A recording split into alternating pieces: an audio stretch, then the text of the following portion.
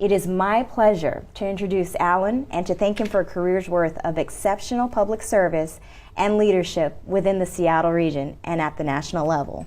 Welcome, Alan, and well, thank you. Thank you, Christina. Well, I'm glad to be here today, and I'm glad to get some of your insights. So without ado, let's just jump right into it. Okay. So first, I think we'd like to know is what workplace principles are most important to you, and how did they guide you in your career? Well, you know, I can think of several examples that occurred at different times during my career. When I procrastinated dealing with an important issue or action that, if acted on earlier, would have saved me a lot of discomfort, mental distress, and overblown fear that the situation was going to be much worse than the issue warranted. I recall one situation in particular, when I needed to tell an employee that I was going to reassign him to a position where he had little background and experience. The employee was generally known as a gruff, direct, and easy-to-rile personality who would give you a piece of his mind regardless of your position. For more than 2 weeks, I played out in my mind the conversation I was going to have with him. How would I tell him? What would he say? What if he refused? What would I do then? Well, the day came when I asked him into my office to go over something I needed to inform him about. He gave me a very quizzical look, said, "Okay," came into my office, shut the door, and asked me, "What is this all about?" He probably noticed my apparent nervous demeanor, and I proceeded to talk about the reassignment that I needed him to take charge of. After I was done talking, he paused for a few seconds and then brusquely, or at least I interpreted it as being brusque, said, "Is that it?" I said, "Yes, it is." And then I held on to my chair for the onslaught of verbal abuse that I thought was coming. He wiped his brow and said, "Whew, for a minute there, I thought I was in trouble." Now, of course, there are some conversations that do require careful deliberation and planning before you have them. However, what I'm talking about is when you're ready to talk to someone and what's holding you back is fear. It turned out, because I stressed out about the conversation and feared the worst as an outcome, that it took me over 2 weeks to address the issue when I could have saved myself a lot of anxiety by discussing it sooner. As I always tell people, be courageous and get out of your comfort zone if that's what it takes to have a critical conversation with someone. As always happens, the fear of what you think may happen is almost always worse than the reality of what actually takes place. So don't put off for tomorrow what you can do today, and don't procrastinate. Take the initiative, even if it means being uncomfortable. You'll be glad you did. So you've been a supervisor and a manager for most of your SSA career. Based on your experience, what do you think supervisors and managers need to foster in the workplace in order to meet the challenges we currently are facing in SSA today? You know, I've had my best success as a leader when I foster an environment of transparency, making employees feel valued and appreciated. Whenever feasible, I engage in a participatory style of leadership that creates a shared sense of mission, goals, and overall engagement in our work. You create this environment in many ways. For example, we all want to feel listened to. We all want to feel valued and that our opinions matter. It's been my experience that employees, including myself, understand that ultimately the boss will make the decision and will direct how the work gets done. I must say, though, that many of the decisions that I've made have been changed for the better because I had several conversations with people who do the work. I call it where the rubber meets the road. They know much better than I what the probable consequences will be. This happens when you foster an environment where employees feel comfortable in pushing back when they think you're heading down a path fraught with problems. When employees are made to feel that they are an important part of finding positive solutions to problems, there's a greater sense of commitment and desire for success. Everyone is on board. Now, I'm glad you brought up the supervisor and employee dynamic, and especially how it relates to performance. Many employees are reluctant to toot their own horn, and they believe that their work should speak for themselves. How do you balance showing humility with self-confidence and assertiveness? Wow, that's such a great question. I'll share with you my own personal experience where I tooted my horn so much that I developed a reputation of being overconfident, arrogant, and quite frankly, so cocky about myself and my accomplishments that the reaction from others was just the opposite of what I had intended. I always understood that my work should represent my current job performance, but I also thought that in order to stand out from others who might be vying for the same jobs as me, I had to distinguish myself as a confident, successful, inspirational, and dynamic leader. While I still believe this is true, in becoming the leader I hoped others would see me as, I lost communicating how humble I really am and how grateful I really am in being able to do what I do for this agency. This came home to me in a very big way after I gave a presentation to a large group of managers. I told them about my career success up to that point, how I took offices from their performance from worst to first, how I inspired and shared a vision of success with a group of employees who were no longer engaged in their work, had lost sight of the agency's mission to serve the public, and what I believed had to be done to employees that had all the potential to do great work but lost the motivation to excel. I wanted to inspire the managers that I was speaking to that day and deliver the message that great leadership involves sharing a vision and getting buy-in from everyone, celebrating success one step at a time on our way to superior customer service, and sometimes dealing with conflict and consequences of employees who did not meet expectations. I think the message that I delivered was, I'm great, and maybe you can become great too. After the presentation, I received a call from the facility director who heard me speak and said he wanted to offer me some feedback from the presentation, and he hoped that I would accept the comment in the manner in which it was intended.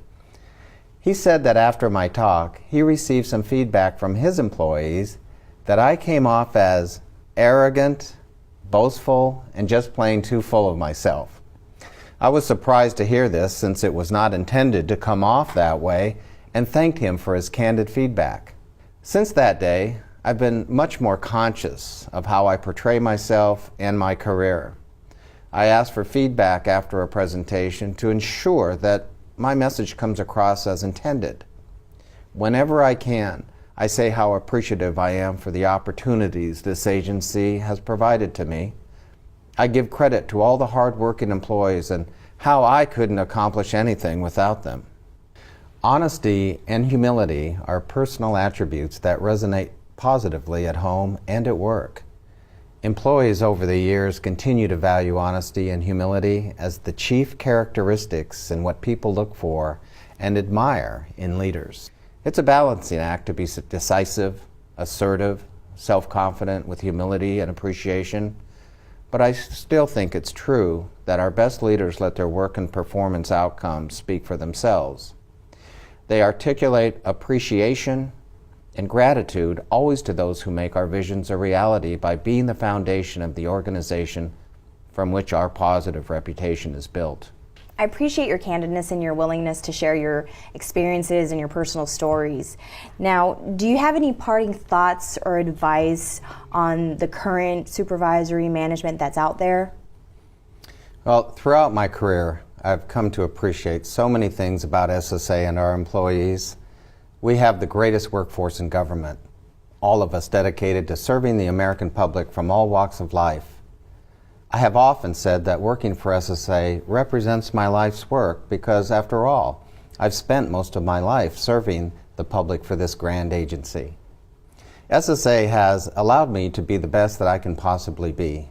In fact, it allowed me to exceed all expectations that I had for myself in a career, and I will look back with the pride that I have made a positive contribution towards helping so many people many of whom represent the most vulnerable in society. SSA believes and practices fundamental principles that everyone should admire and respect. We are an organization that values a diverse workforce at all levels. We are an organization that subscribes to the principles of merit and the best in customer service. And we are an organization where the words SSA family is an affiliation that connects all of us to each other. I will be forever grateful that this agency gave me a chance to develop, mature, and learn what it means to be a professional. I had a friend who rose to a high level within SSA, and then after 20 years, he left the agency to pursue a career where he earned more than double what he was paid working for SSA. A year after he left, I had a conversation with him, and I'll never forget what he said. He said that even though he was being paid more than twice the salary that he had earned from SSA, he was far from happy with his choice to leave. He said that the private firm that he now worked for didn't have the mission to help those in need, didn't provide him with the level of satisfaction that he had when helping his SSA customers, and perhaps most importantly of all, didn't make him feel like he was making a positive impact on people's lives in the manner in which he did working for SSA. I guess my message here is, we all have such an important job here at SSA. We're bound together with a desire to help those in need, often in some very difficult times in their lives. It's a shared mission that we take much pride in carrying out. What we do in our careers with SSA is very special and meaningful to each and every one of us. This level of connection to who we are and what we do for the American public will show itself in generating enthusiasm, positive demeanor, and a high level of energy. Finally, I have some time-tested principles of good management and leadership that I would be remiss without sharing them one more time. First, be the model that you want every employee to aspire to. While it is true we're all unique and there are several very effective leadership styles and techniques that complement your personality and communication preferences, it's always been important, no matter how you express yourself, to always have that proverbial open door policy, even if you don't have a door to open. For example, if you're in a cubicle. Create a comfort zone where employees feel welcome and comfortable speaking to you, even on sensitive or difficult subjects. Acknowledge hard work and excellence. Awards is one way to do this. However, never underestimate the power of saying thank you or you did a great job when praising individual employees or groups of employees. Have a sense of humor and look for opportunities to express it. Humor has a strong effect on diffusing stress and tension. Admit to your own mistakes. Be humble. Support your employees' career development. Help them find opportunities, such as JEP details, to demonstrate their potential. Get to know your employees personally. Use pictures, awards, and certificates that employees have in their workstations as great conversation starters about their hobbies, where they like to go on vacation, their kids, etc. When you can, involve employees in decisions, seeking continuous input and feedback. Encourage employees to speak up and to feel okay when expressing disagreement. Integrity plays an important role in all that we do because our influence is so great to the public and our employees. The agency must have employees who are committed to being ethical human beings. Learn to adapt and embrace change. I've always felt that change is the catalyst for improving everything we do. Always be open to doing it differently. Have vision, the ability to convey to others where we're going, what it will look like when we reach our destination, why we need to go that way. Relate the journey to the human level, the plan for getting there. Communicating and celebrating each step forward and ensuring the process is in place to stay there. Don't be bashful about picking up the phone and communicating with your peers. Chances are they have had a similar experience and can help you on the best way to handle it. I know you have given me and our viewers a lot to think about as we go forth and work on our own leadership skills and goals.